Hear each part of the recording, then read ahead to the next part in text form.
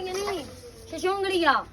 शशोंगड़ी मैं जबड़ान पे क्या आती है दिखा में ना ए नहीं नजर बड़ी हमने ते गोश्त मैं गोश्त लाते हैं और ये चमचा चांद तेरे खिला को ना कर पे आगे और और मेरा मुंह सड़ू है लाई ये का नमकीन ते मीठा का सो की सुकून आसी अक्कल से पहले जबड़ान का गोश्त सवा दो दी को करती है सवा दो दी को अरे अभी टिकटॉक स्टार पड़ी वेट गयो ए सटना हार फरमाई के सट दी के मैं सटना पे मैं सटना पे मुझे क्या सट दी भाई ला सट जान कर होता अमन क्यों सटाना नहीं है मेरा दिल की खास क्यों पूरी करने नहीं है तो चांद रोला ना कटा करे तो कारण के मेरा जंगल सड़ गया हां ये खसबो